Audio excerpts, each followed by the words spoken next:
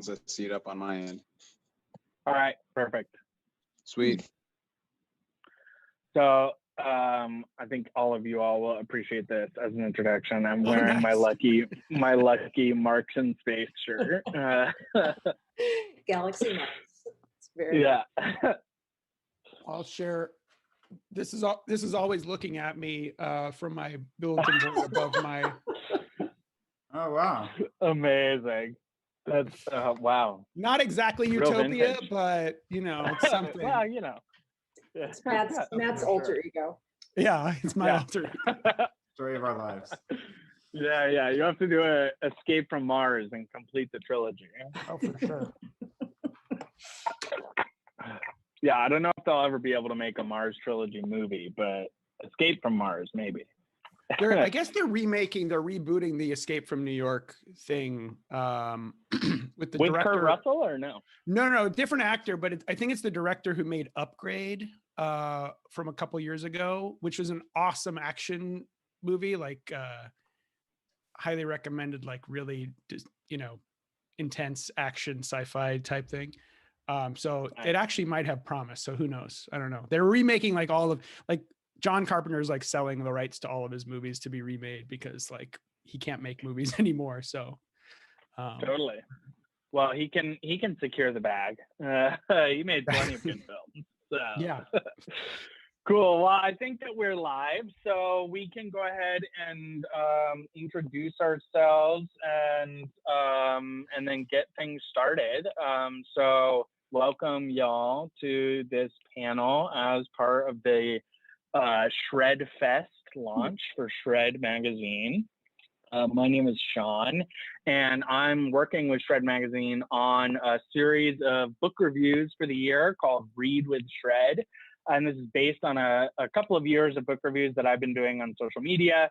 And so as part of this launch, Ruby and Eli and the other members of the steering committee for Shred asked me to have some kind of conversation about books and literature and what I was doing. And the first thing that came to mind was, well, I think I want to have a conversation about Kim Stanley Robinson, and I want to use this as an excuse to finally hit up the people creating this podcast that I've been listening to forever, called the Marooned on Mars podcast, and maybe also like bring in a couple other friends too, and we'll just have a time.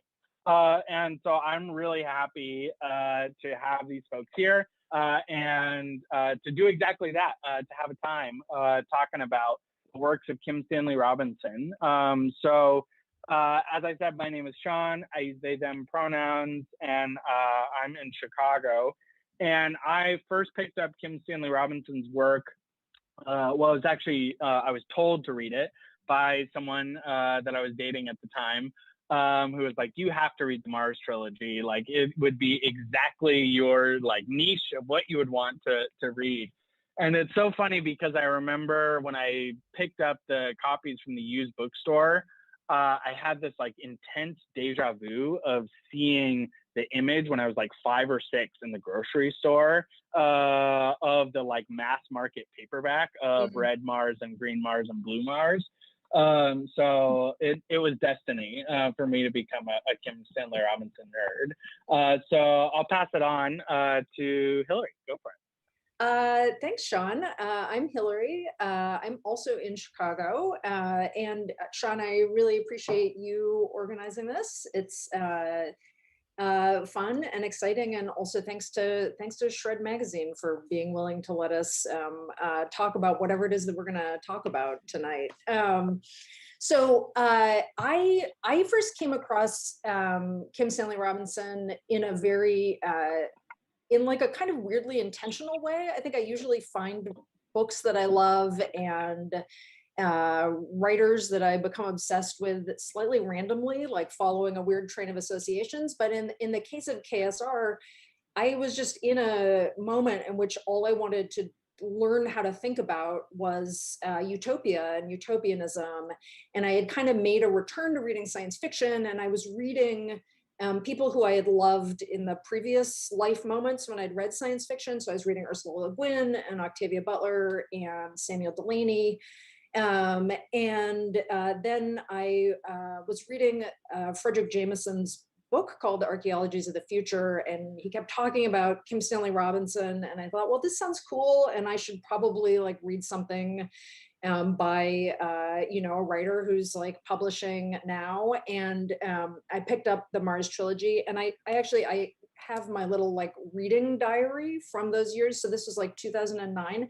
And apparently in December of 2009, I reread a Don DeLillo novel, and then in the next 6 weeks, I read all 3 of the Mars trilogy books. I read the 3 Californias and Antarctica. And then there's like a brief pause in which I read a couple of other books. And then I just return to reading KSR. Oh, wow. And I have to say it was like, and then I became like, a sort of, Sean, maybe like the person you were dating, I became a person who was obsessively like recommending these books to anyone who would listen to me. And because they're really long, sometimes people manifested some resistance at getting into them. Anyway, a fantastic and really in some ways like transformative find for me, I think. Matt, you want to go next? Sure, I'll go next. Like Sean, I was told to read them by Hilary. And Hilary and I had been working together for a number of years. And then I don't know what the occasion was that she recommended them to me. I can't remember, but then a little bit similar, I started reading the Mars trilogy in probably around October, September of 2017. And I read all 3 of them in the next sort of 3 months. And then, was just completely sort of taken by them. And I was actually like sort of looking around to do some kind of because I was at that point, I had one foot out the door of academia or whatever, but I still wanted to have an intellectual life. And I still wanted to like continue my friendships with people like, for example, Hilary. And so the structure of the Mars books like seemed to lend itself to, and their kind of like intellectual capaciousness and imagination and horizon seemed to lend themselves to a podcast where we would talk about them at length. And so then I proposed that to her in about probably like January of 2018. And we started recording our podcast in April of 2018. And then we've just continued with KSR, in part because he became a listener of the podcast. And we thought like, why not just keep reading these because they're all awesome. But also we now have a relationship with this amazing person. But primarily, but it was logical too, to just continue with like, reading the whole sort of oeuvre. And I'm still sort of reading them all because I'm reading them as we go. And still being like impressed and blown away by like, again, like the capaciousness of his imagination and like his intellectual like omnivorousness. Yeah, wow. I don't know if okay, so here's my story. And it's just amazing to be here with you two, Hilary and Matt, and Sean have all been, Sean, I think we interacted on social media and you were like, what about rice and salt? But I've been listening to the Marooned on Mars podcast for basically throughout this whole pandemic. So this is insane pleasure and exciting to be here, and very nervous to tell you things that you said on the podcast and be like, you know what I think? We don't remember what we said on the podcast, so. So a few years, for a long time, over 10 years, friends of mine have been telling me you have to read the Mars trilogy. It's so good, Daniel, multiple different socialist ideologies like competing on Mars, but I never got around to it. And now I honestly couldn't say why, but anyways, I haven't. And then a few years ago, the book on New York 2142, what's happening? 40. That's not right, is it? 2140. New York 2140, New York yeah. 2140 came out. And I was at the time, I'd like just finished my dissertation on climate politics in New York and Sao Paulo. So someone was like, oh, you should review this. Or maybe I said that. Anyway, so I read that and I reviewed it and I liked it. I think it's maybe one of his like goofier novels, but it's very interesting. But I was like, great, now I'll read the Mars trilogy. And then, didn't get around to it. And early in this pandemic, I was kind of losing my mind, as we all were, obviously. Someone was like, you have to read the Mars trilogy. And so I started reading, and then like, I'm basically like announced, like 100 pages in, I was like, oh my God, everybody has to read it like, immediately. It's like the smartest thing that's ever happened. It's like the greatest culmination of eco-Marxism. Why do we really have anything else? I'm just like, holy shit. And then this anthropologist who I know, who also has a podcast, environmental humanities podcast, Dominic Boyer, was like, well, there's a read-along podcast. And I was like, oh, I never listened to a read-along podcast before. And then at that point, I was basically just reading all of his books so that I could keep hanging out with the two of you. So, and then various like hilarious things happened. Like you all read Red Moon during the Thanksgiving break. And then I was finishing Mars. So I would, every time you would bring up the book afterwards, I'd have a panic attack that usually would be like a spoiler. And I would skip 30 seconds. But I finally got around to reading Red Moon. So I've read 9 Kim Stanley Robinson books in the last 12 months. The Mars I was going to read, but I don't think I would have read Martians, the short stories, or any of the other ones if there hadn't been this like momentum. It's like, ooh, rice and salt, that's happening. Okay, yeah. Red Moon, Issue for the Future. Got to read it. So yeah, this is like I feel like I'm in a hall of mirrors of auditory hall of mirrors right now or something. That's so cool. That's such an honor. I honestly, like, it blows our mind that anybody listens to the podcast, because literally we did just conceive of it as a way to keep hanging out with each other and having conversations. So that the fact that anybody listens at all is really, it continues to like, blow us away and kind of honor us. So thank you. Yeah. And especially like super smart people like Daniel Aldana Cohen. I mean, my God, and Sean Estelle, Jesus, like super smart people listen. Well, I say this like half jokingly on the podcast sometimes, like we have the smartest, best listeners in the world, because there's no other reason to listen to it other than like you love this like amazing socialist like utopian vision that that KSR is able to kind of like iterate and reiterate like in so many different forms. So yeah. Right. And that's what I was going to say is like, you know, I think that this, like one of the biggest reasons for it is that Kim Stanley Robinson has created this world over and over and over again, like you said, that you can just dive into endlessly. And there's just so much that you can take in every single one of his books. So on that note, I think I'm going to pivot us into the conversation. And to do so, I'm going to read a little passage from Ministry for the Future. So Ministry for the Future, which was published and came out in 2020, very recently, I believe. I don't know, time has disappeared in this pandemic. It's all one vortex. But it is his most recent novel. It's also what he has said is going to be his last big novel. So in many ways, maybe this is news for Daniel, but he said this in a couple of interviews and also including the one on Marooned on Mars. And so it's very interesting thinking about it in that context specifically, and also specifically in the context that this is his closest to present day novel. Without giving too much away at all, the book starts about 15 years into the future. There's a big climate disaster that happens, and you're just sort of dropped into the world, which is basically today's world, as imagined 15 years in the future. And the way that I've described it to people is that, you know, it's speculative fiction or it's science fiction that like the clock has turned just like one notch. You know, things are just sort of ratcheted up like one notch of intensity, because it really does start about 15 years into the future, and there's no magic in terms of technological advancement or anything like that. It's all very rooted in the social systems and economic systems of today.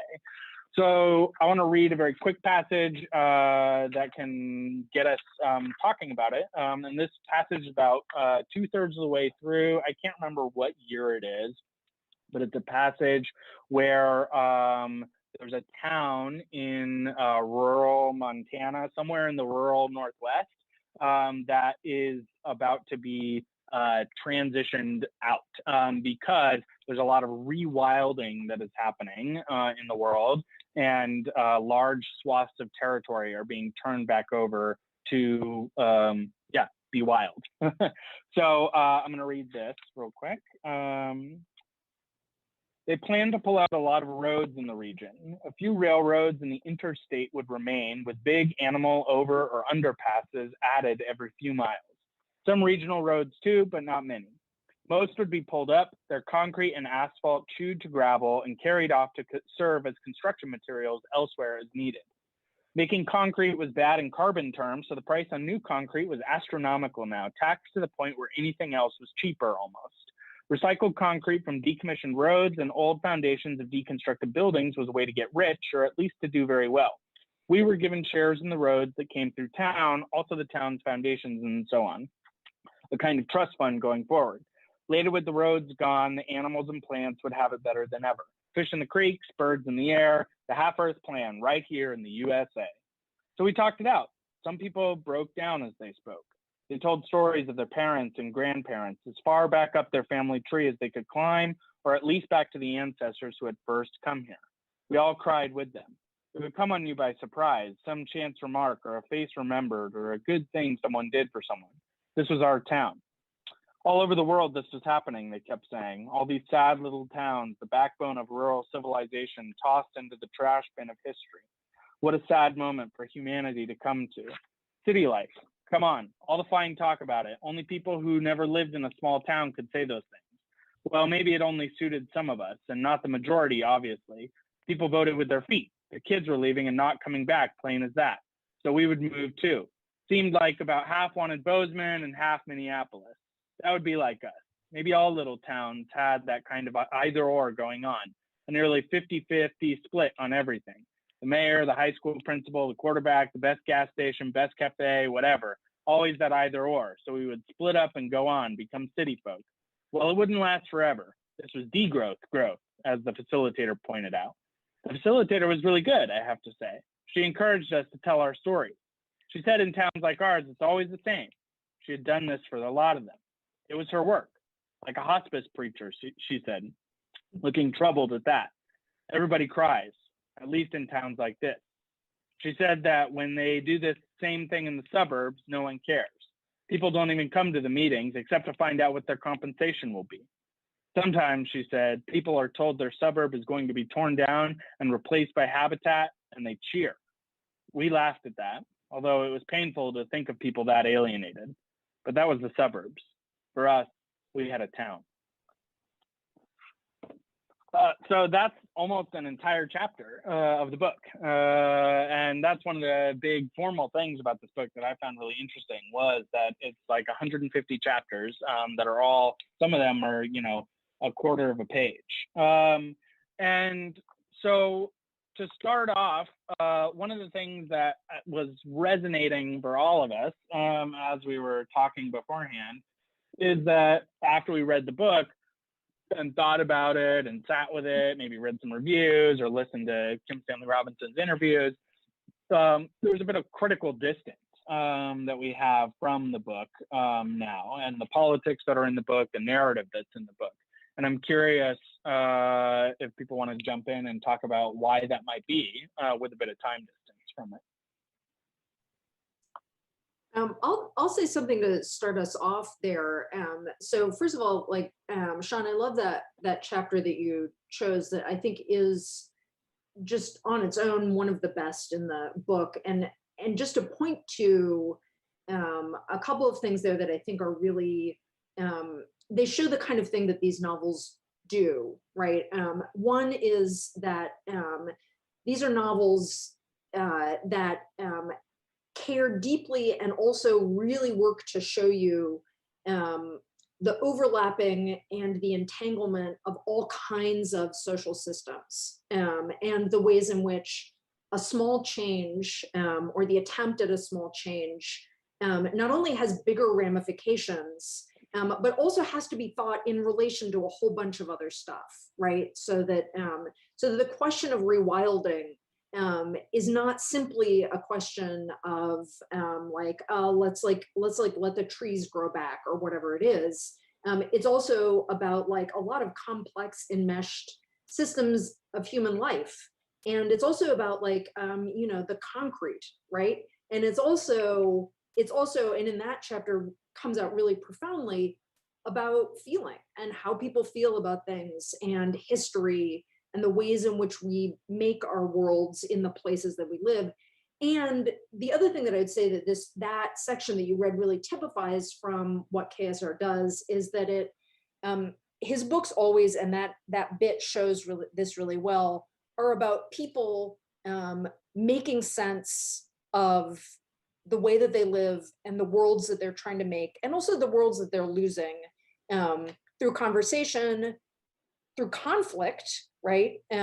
Through struggle and through feeling, but always like in this process of like making sense and making sense together and like struggling together, which doesn't mean not fighting with each other, but it means struggling together. So I love that you like that was like a perfect thing to pick because it really shows something. I mean, this is why this is a writer who is very good for those of us who want to think about like, what will the world be after capitalism, right? Because like part of what he's always doing is saying like, you know, we are fundamentally already capable of already making the world together. We do make the world together, right? You know, it's just capital that, you know, prevents us from seeing or experiencing that. I mean, one thing I would say about Ministry for the Future, and then I'll stop talking, is that, you know, I think that it plays a really like risky game, I think, which is not something that I feel like KSR's novels necessarily do, which is it kind of does this thing where a lot of the time it sounds like it's like being prescriptive. It's like telling you like, here's a solution, folks, take it up.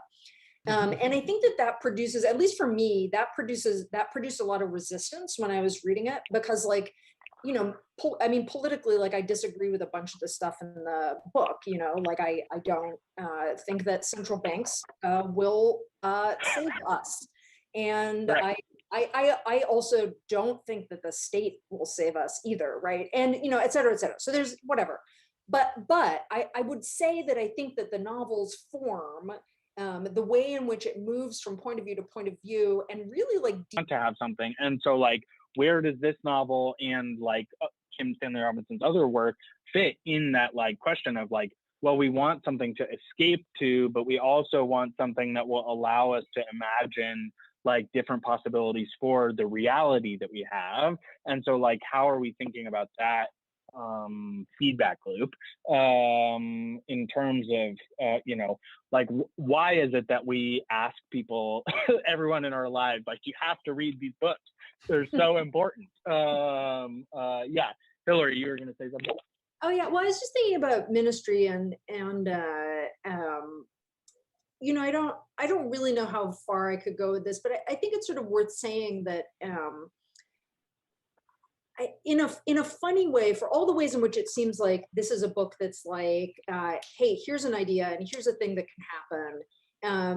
And Sean, I really agree with the thing about how much more sort of like mass action is a background here, which I think is kind of uncharacteristic of Stan, although that gets complicated because we have so many different narrative voices, but still. Yeah.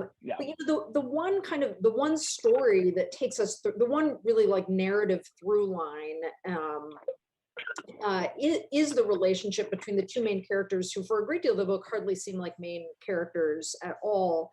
And I would say that if we characterized like what is that story about, like it's about trauma, and it's about what it means to live after trauma, and it's about mourning, and what it means to like live in and through mourning. And I think there's a way in which the you know, something that I felt like was I don't know, kind of sneaky in the book is how much of it was you know, about what do we do in relation to these kind of like dominant feelings of our historical moment, or, you know, like, I don't know, I mean, like dominant feelings of climate crisis, right? You know, the post-traumatic, right? And mourning. Like, what do we do in relation to these structures that are not just individual, right?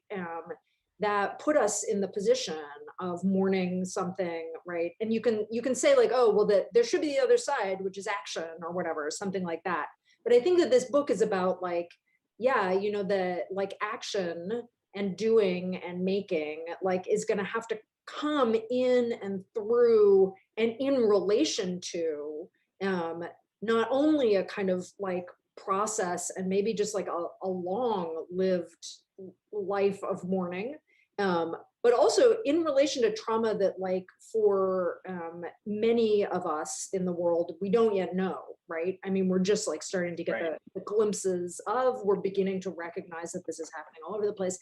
And that I think is an interesting thing about the book. And it's one of the ways in which it like is a peculiarly dark book. It's like both like has a kind of optimism to it in certain ways, right? Which is, you know, but it has a real darkness. I mean, and that, I don't know. I mean, I think that like in a longer framework, like if we were all farther away from the book, and probably also if we were like maybe post this pandemic moment, if we're going to get post the pandemic moment, that is something we might think about in this book. It's like, you know, like this is a book about bad feelings and these bad historical feelings that are gonna be hanging around us, you know?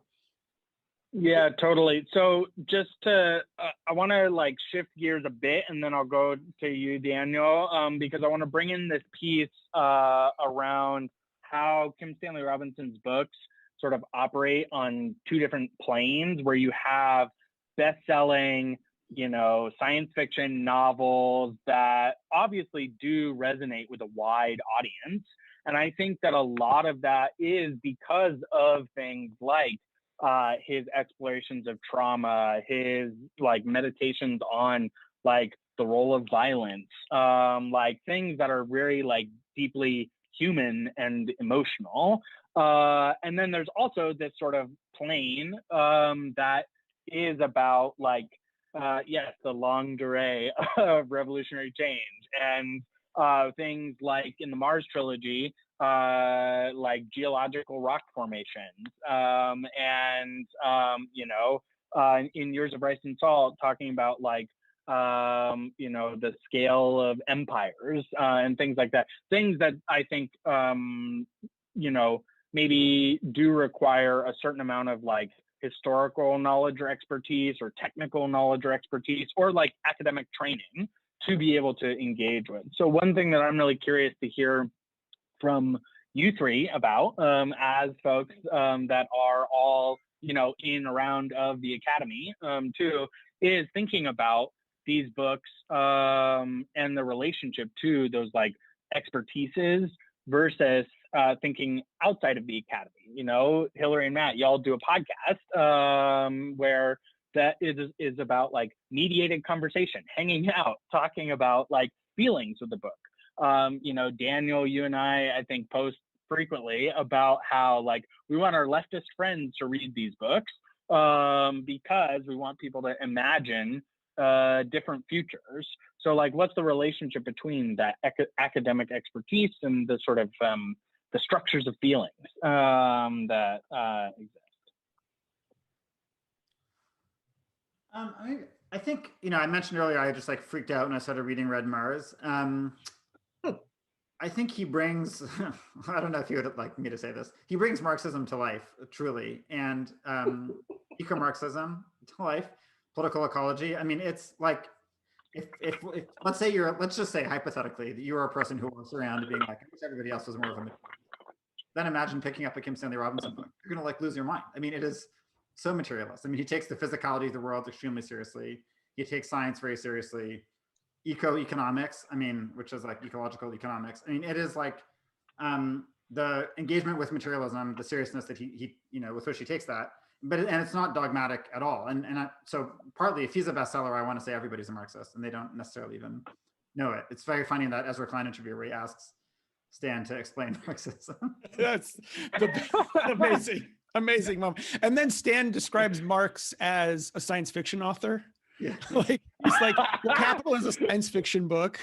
Yeah, but then he says he got it wrong. So now I will say about Stan what Stan said about Marx, which is the point isn't whether Stan's predictions are correct, which is like irrelevant. The point is that it's like a method of like historical and political imagination, which you can then like roll kind of anywhere with. And it's just like, and I think the last thing, I mean, I think for the left right now in the era of like degrowth versus green growth is Stan does let you basically like sidestep the like science wars and like, is technology good or bad? And just kind of like get to like, okay, how should we think about these things? And it's so, I even found that like, it's like emancipating to be able to just like think through that framework rather than a dispute about whether or not we want to have technological progress or not, or something like that. I do want to just put in a quick pitch. Please do a series on 2312. I would just absolutely love to hear you too. Oh yeah, for sure, But, for sure. yeah, anyway, so I will. I think that's my favorite of his novels. It's fun. Yeah, I learn something new every day talking to Hilary. That one's been in demand on social media as well. Yeah, Hilary. No, were you going to say something, Matt? I can't remember. I just lost my train of thought between all of those things. So Matt, why don't you go ahead? So I think it's really important. One of the appeals is that he situates himself in the realist tradition. So like, he harkens back to the 19th century realist novel of like Dickens and Balzac and stuff. And that, so that his science fiction is really grounded in the moment in which he's writing. So that when he wrote the Mars trilogy, it was still conceivable that we could colonize Mars based on the information that we had at the time. Today, if he were to write the Mars trilogy, he would not have a permanent colony on Mars because it is not feasible. And it's really frustrating to see actually in various social media spheres that people still think that we can colonize Mars when it's like not feasible. And they still, even fans of Kim Stanley Robinson, who should know better, know that it's not possible, right? And so like, that's one of the big strengths of him, both as an author, period, like science fiction, literature, whatever.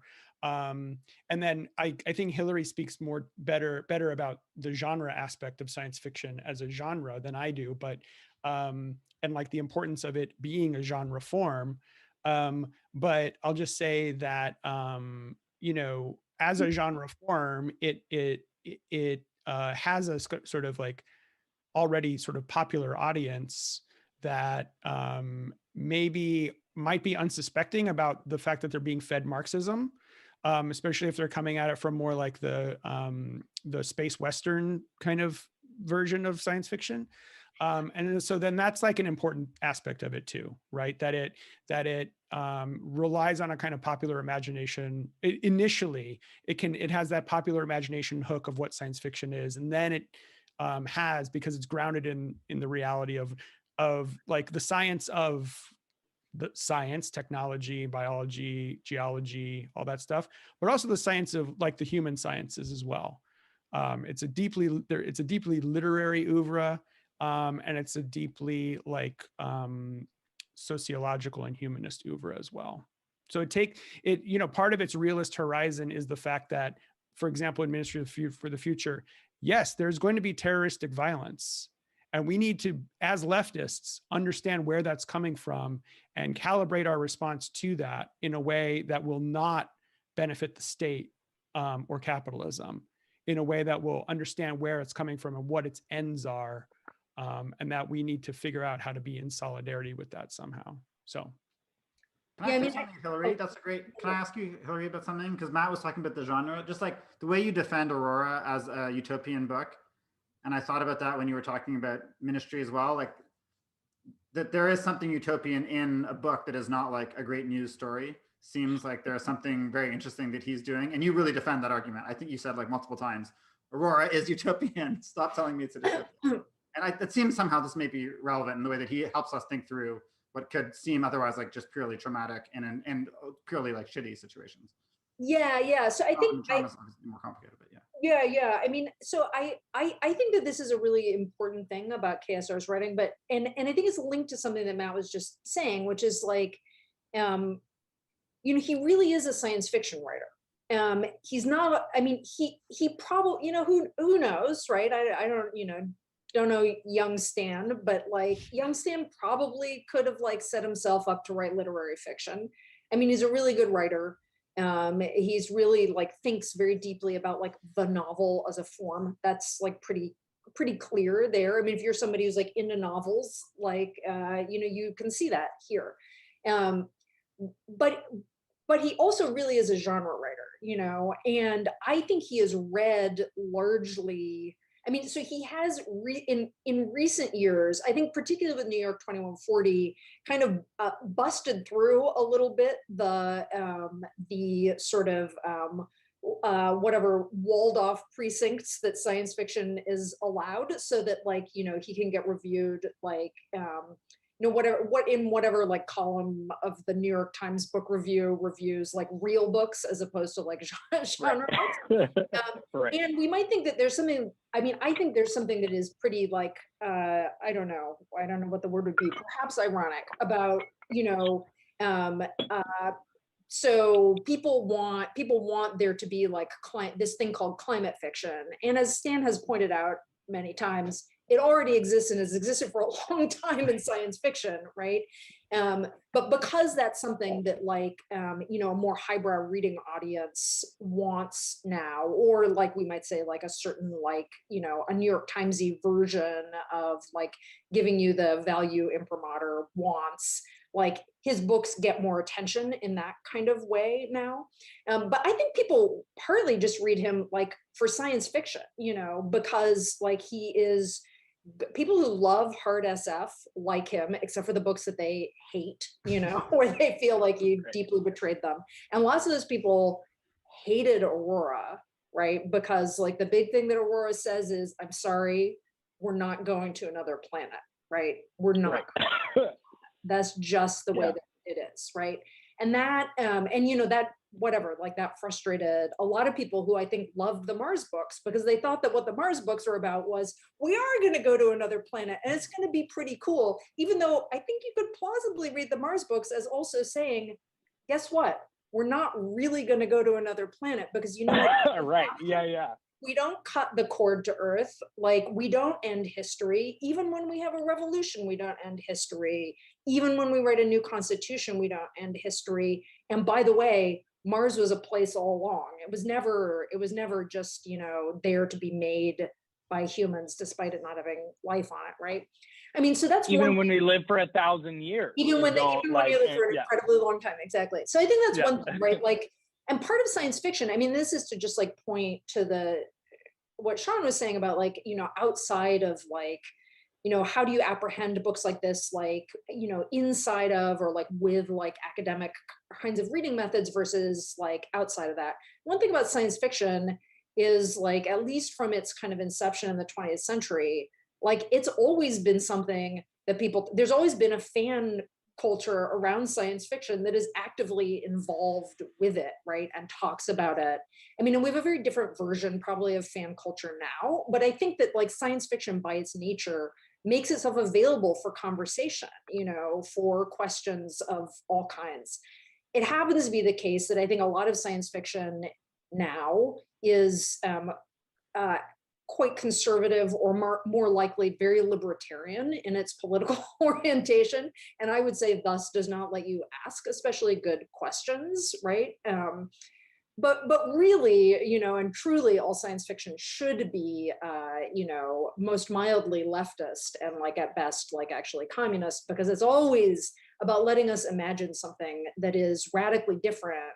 But this is the utopian thing for me, right? This is not, you know, that like, we want to think about and look at and get like a deep and complicated picture of other worlds or other ways of living, right? And it's really important that in that complicated picture, what matters the most is what is the substantive difference in human life, right? That is how our social relations fundamentally change, not just like technology. And I agree that this is actually something I think Stan's books are really good about. But the way that we live and the way that we live together. But I think that what the utopian is not that world that's depicted, right? It's a relation that we develop to it.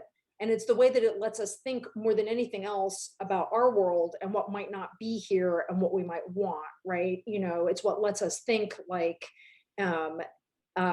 you know, what are the things that we're willing to do or the risks that we're willing to take for some kind of like radical difference. And not just like, what are the differences in this represented world, but like, what are the differences that we might not be able to imagine, but that are like sparked for us by that represented world. And like, for me, Aurora does this thing in the return to like an Earth that has been remade, and to this like very sort of like complicated depiction of like humans as Earth creatures, you know, as belonging to this planet, that opens up something that I think, you know, like for me, there is like this kind of like utopian kernel, and even thinking about what it's like to have that experience of yourself as like pulled by gravity, you know, or, you know, seeing the wave come up on the beach. I mean, this sounds like really abstract, but I think of that as like it brings out something very visceral that to me gives me that sense of like, yeah, so what would it be like if we were able to live that way, right? And what are the things that are constantly precluding us from thinking that we too are living creatures who have a place that we belong, and we shape and we make and we change, but also like that we are like not separable from, and that we're not lords, you know, we're not lords over, or whatever it might be. Yeah, absolutely. I think for me, it's really interesting. When I read the Mars trilogy in 2017, it was also when I was starting to read a lot of like primary and secondary, as opposed to like tertiary and more removed like Marxist like theory, and like actually starting to engage with, you know, what is ideology and what is like the base and super, like all of these things that I think have informed my politics for a long time.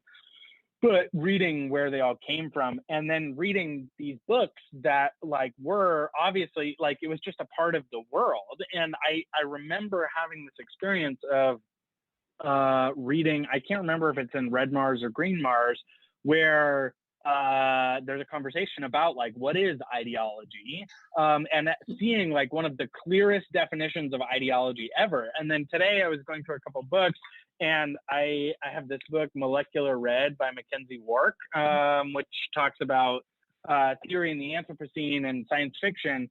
And that passage is in there. So I just want to read like a paragraph from it real quick. And then we can transition into talking about this last bit of like science fiction and genre and the communist horizon.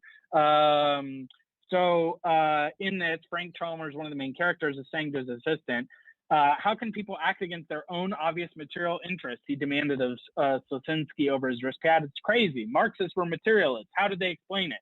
Ideology, sir. But if the material world and our method of manipulating it determine everything else, how can ideology happen? Where did they say it comes from? Some of them defined ideology as an imaginary relationship to a real situation. They acknowledged that imagination was a powerful force in human life. But then they weren't materialists at all, he swore with disgust. No wonder Marxism is dead. Well, sir, actually, a lot of people on Mars call themselves Marxists. So that's great. And like that to me, you know, tattoo that on my fucking forehead for why every leftist should be reading more science fiction. Because I think, and Kim Stanley Robinson specifically, because yes, it is just sort of like spoon feeding Marxism in this like context of thrilling adventure. And so the question then for me is, you know, we named this panel, Enough is as Good as a Feast, which is this line in Shaman, which I have not started reading yet, but it really resonated with me because of what you were saying about Aurora, what we talked about in Ministry for the Future, this idea that the horizon that Kim Stanley Robinson is setting in most of his books is that like, we have the relations around us. We have what we have to work with. We don't have like fully automated luxury communism. We don't have other worlds that we can go and colonize endlessly. And those are very different horizons. So why is that a useful horizon for y'all and for your like politics and moving through the world, and for us as we like build our projects and our organizations and what we're trying to do in the world? Can I just say, first of all, I love Frank, and that might be a controversial opinion. I don't know. I felt very vindicated. Sorry for the spoiler when you find out in the third book that Frank was a housing activist when he was younger. I was like, yes, Frank and I want the same things. the portrayal of Frank's like dusky ethnicity in Florida is a bit confusing, but I guess so you sort of see Frank as some somewhat Afro-Latino descended housing organizer who was like let down by the state. So I think in the movie he would be played by Denzel Washington. Perfect. Denzel would be perfect for Frank. I was going to go for something more ambiguous, but I love that. I love that, and that would solve some of the problems of non-representation. But not that many roles for Denzel to play. It's true. But yeah, I love Frank. But anyways, I could go on and on about that, but it seems like I probably shouldn't. But he also gives, I think, he gives like the Harveyan analysis of the space race in like one single paragraph in Ed Mars, where he's like to John, right? He's like, "You idiot! Don't you understand that there's like depreciated capital in the Russian and Chinese, Russian and American fleets, and it's all going to go to waste. And so they have to like give it one last shot of life at Mars because China's kind of taking over. And then that's like, it's basically like making use of depreciated capital to give one last shot. And it just happened to work. It was like a Mars shot or whatever. Anyway, so Frank is great. But I think more broadly, like in KSR, like really takes seriously the idea that in spite of being a materialist, or I think by virtue of being a materialist, people's ideas about the world like have consequences for it. So if you're a leftist, you're reading KSR is basically a story of a bunch of people who have like a lot of meetings, survive them, keep going to them, and based on their analysis of the world, take actions, and those actions have consequences that are somewhat at the scale of the solar system or more. Right. And like it, that's not like so common, and it's definitely like in literary fiction and in politics in general. I think like especially now to think that yes, we will sit down and come up with an idea about the world, and whether it's right or wrong, it can be like seriously impactful. It just takes that so seriously. And I think most of us on the left have many times tried to have this kind of conversation, and it's like, okay. But Stan's like, yeah, let's talk about it. Let's do it. It's going to make a difference. And I don't know. I mean, to me, that is meaningful. And Stan gives you that in that realist sense, like from the grandest story down to the individual life, and it's all connected. I mean, I think too that his, like in the Mars books, all the people that when you start reading them, all the people you think are going to be the heroes, they end up dead, and then the people who survive end up having to like cobble together this world. And like the idea that Game of Thrones is like 30 years late. What's that? Game of Thrones is 30 years late. Red Mars is the original Red Wedding. Yeah, right. Well, but the point being that like heroism is not a left-wing idea, essentially. It's like anathema to the left. Like this idea that you're going to come in with a flaming sword and solve everybody's problems, or that some messianic figure is going to come in and, wave their wand and solve all the problems, is not how it's going to work. He has this other great line that I think it probably pops up in some of his novels, but he definitely says it in interviews, where meetings are boring and interesting at the same time. It's like, yes, meetings are boring, but you have to do it. Like you have to do it. And it's similar to the expression enough is as good as a feast. Because a feast is like, after you're done with the feast, you feel awful. Like you feel bloated and full and you can't move or anything like that. And what enough is as good as a feast really means is that there is enough for everybody, and everybody, ultimately the utopia that he imagines is one where everybody simply has dignity, where nobody is humiliated on a day-to-day basis, whether it's at their work or because they don't have a place to live, and when we think about suddenly sort of like landing on this phrase like anti-utopian or anti-dystopian, maybe that's sort of all we need. I mean, we definitely need to eat the rich. We definitely need to outlaw billionaireism. But if that's not going to happen in the next 10 years, at the very least, we could eliminate homelessness and hunger and benefit the biosphere at the same time. So yeah. And that's in like all of his novels. Those principles are everywhere in all of his novels. They animate, I think, his moral thought that like keeps making him reimagine it in the context of his writing all the time. Yeah. I mean, I do think like you could say like an important slogan of his novels that maybe doesn't appear in any of them is people make history, just not under circumstances of their own choosing. you know, which I think is, it's like always there in his books, where he does a thing that I think is kind of great, which is like, he tends to write pretty good characters who you're interested in and you kind of want to know more about, and you're curious about how they interact. But really, like the characters, it often turns out that like the people who you're paying attention to are not the people who are actually getting things done, right? And the story that you have about them is not the story that really matters. And I think that matters a great deal, right? I mean, and that I think that's a pretty deeply science. I mean, people like to say like, oh, science fiction, you know, like people who don't like science fiction say science fiction, you know, the characters are so shallow or whatever, you know, no, their characters are unrealistic. But like, that's the virtue of science fiction, is it's not hung up on the idea that like, you know, oh, it's individual psychology that we should care about. Like what it says is like, we should care about the world, and at its best, it says we should care about the relations that structure that world. You know, I mean, for me, I like Enough is as Good as a Feast, because I think, which I think appears in more than one of KSR's novels, and certainly is, I think, that just like the kind of thing you can imagine him saying. And I like it because it's like real homely, and it sounds like something that like your, like, you know, your great aunt or something would say to you in a slightly annoying way. But at the same time, it in itself is like, I think, this like miniature piece of ideology critique, right? Because like, you know, fundamental to capital is the idea that there's not enough, right? Fundamental to capital is a sort of twinned thing, which is like, well, if we didn't have capital, we would just be, and this is one of the things that we're talking about in Shaman, the book that we're talking about now, right? If we didn't have capitalism, it would be scarcity. We'd just be starving, you know, struggling, sheer survival. And then we have this glorious engine of capitalism that raises us all, you know, whatever, blah, blah, blah, blah, blah, right? So that's one of the things it says. It says, you know, this is what brings us the abundance and all that stuff. That's the stuff that you need. And the other thing that it says is like, but there's no way that everybody could have everything, right?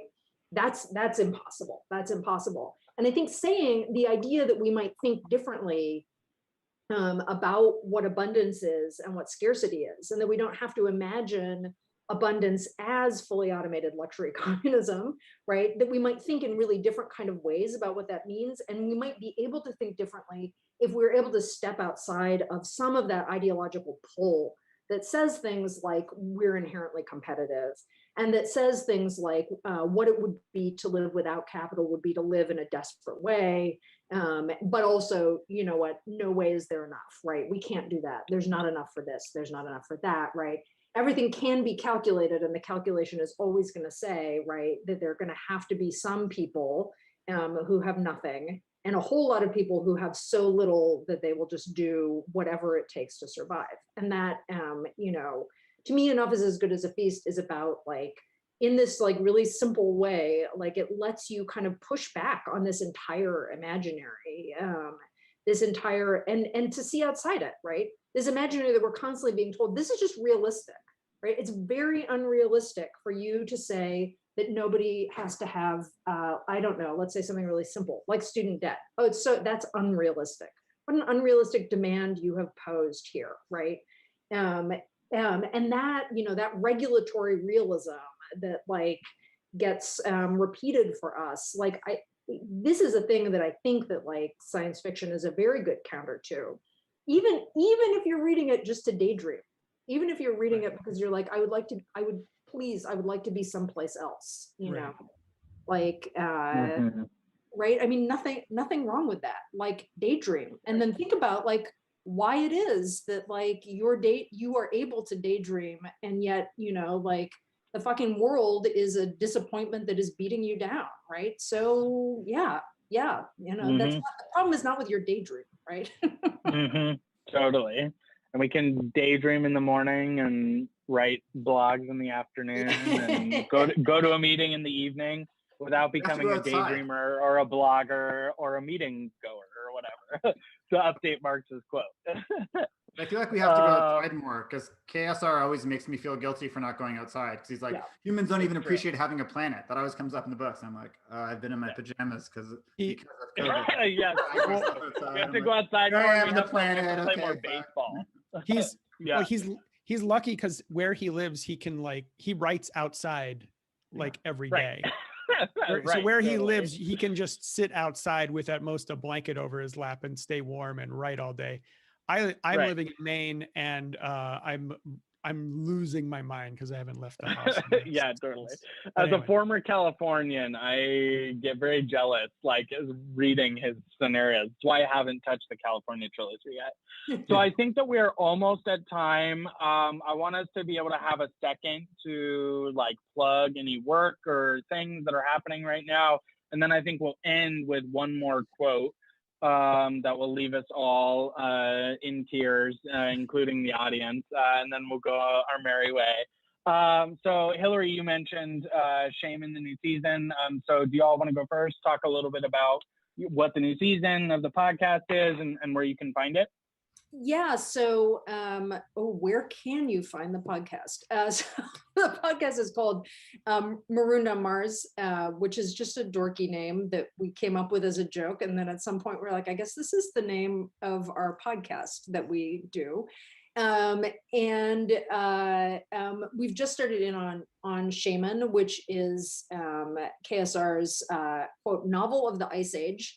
And it's a really, I think, it's a really interesting, like sort of speculative venture into like human life, not just pre-capital and not just pre the state, right? But actually like at the very beginning of like developing like normative conceptions of time too. So it's like I think that this is a really interesting. I think it's an interesting thing to be thinking about right now, and I am finding it like quite like productive and eye-opening and kind of utopian, my favorite word, to read and think about. The podcast is on like all the podcast platforms, and we are on Twitter at Podcast on Mars. Is that right, Matt? Yes, I'm usually the one who says the name of the Twitter handle. Right, Matt is the At one. podcast. Matt's supposed to say these things. At Podcast on Mars, and we have a Gmail, which is maroonedonmarspodcast@gmail.com. Thank you very much. Yeah, we've Cool, done Matt, and then, yeah. No, go ahead. I just we've just started on Shaman, so we're going to record our second episode on it in a couple of days. But we also have done like this is our 9th season, so we've done all the Mars trilogy plus the collection of short stories called The Martians, plus Aurora, The Years of Rice and Salt, and we had one episode on Red Moon. I don't know. So we've done like 8 other episodes. And yes, we're going to continue reading KSR novels until we run out of them. And they do come out very irregularly because we are doctrinarily non-professional podcasters. We refuse to improve our audio quality or have a regular release schedule. There's no ads on our podcast. That's right. It's free. It's free. Yeah. Revolting against the wreckage of podcast history. Podcast is an anarchist space, I say, but obviously because it's on the internet, it clearly isn't, and the NSA is listening to everything we say. But that's fine too. Yeah, and if people want to listen to the podcast, you can. Just like any one of the KSR books that you're reading that we're talking about, you could just like jump in and listen to them. So it's like sequential within the books, but like non-sequential. Although you will hear us talking about like current events from the past, which I suppose is whatever hilarious. For sure. Daniel, anything that you want to plug? Yeah, well, first, I stand this podcast. Oh my God, wait, stand. Yes, it's an amazing podcast. You must listen to it. I got very, I think I came I was weeks behind on the Bernie campaign, but that was very heartbreaking. A little bit on the podcast. Yeah.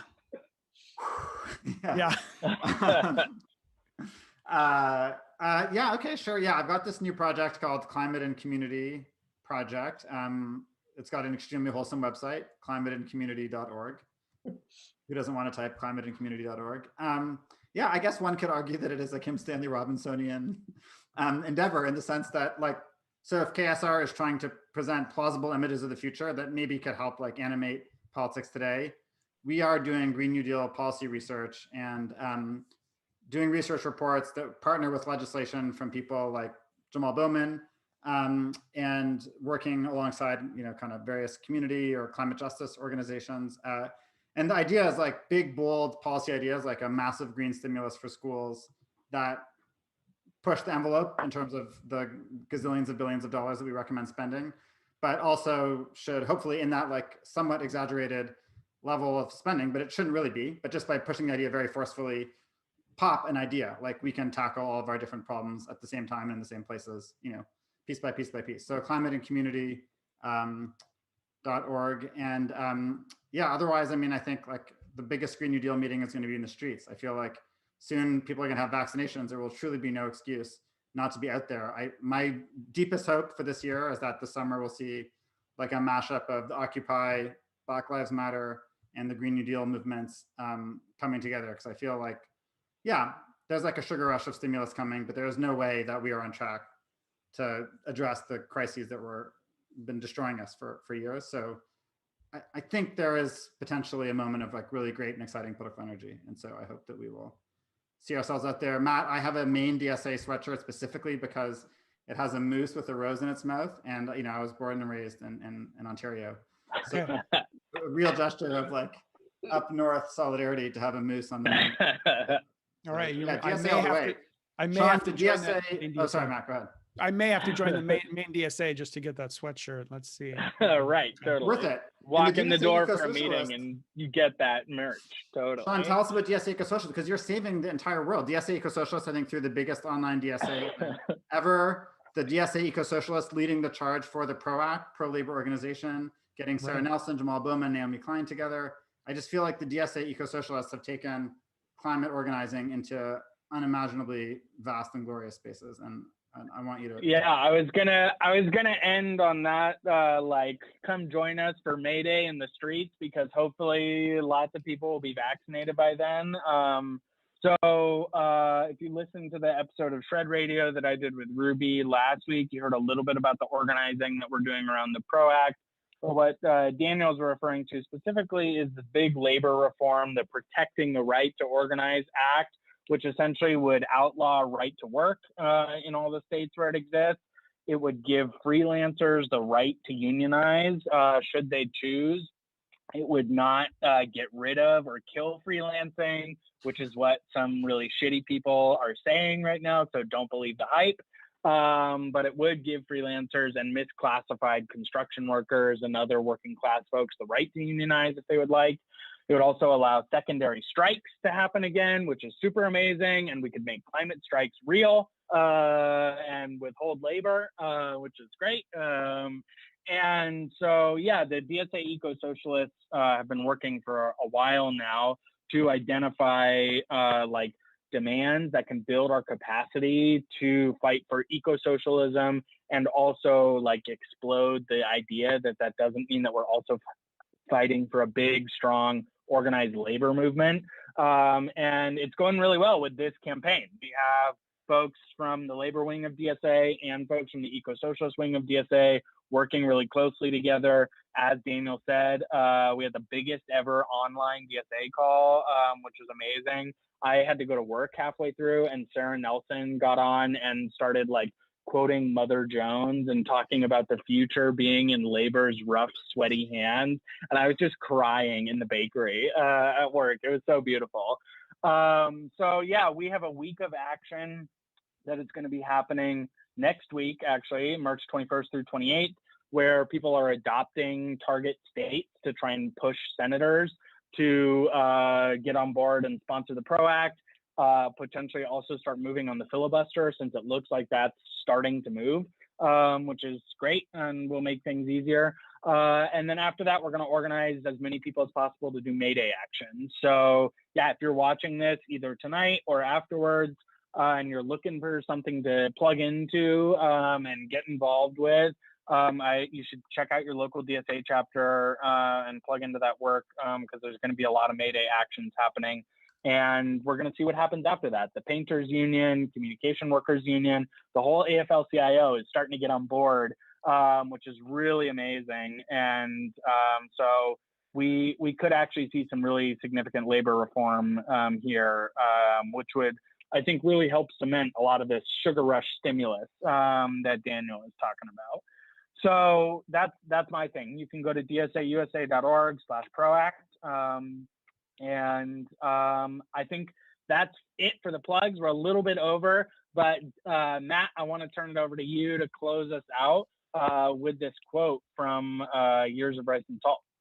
So this is from Years of Rice and Salt. It's a novel that imagines what if the bubonic plague, the Black Death of the 14th century, had basically wiped out Europe entirely. So essentially there's no more, like, Christianity is like nothing, and there's basically no white people, and it leaves essentially India and China to sort of, those empires to kind of play out what might have happened over the next sort of 800 years.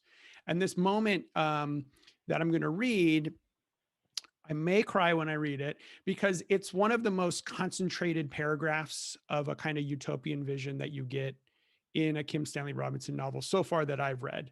It's given by a speech.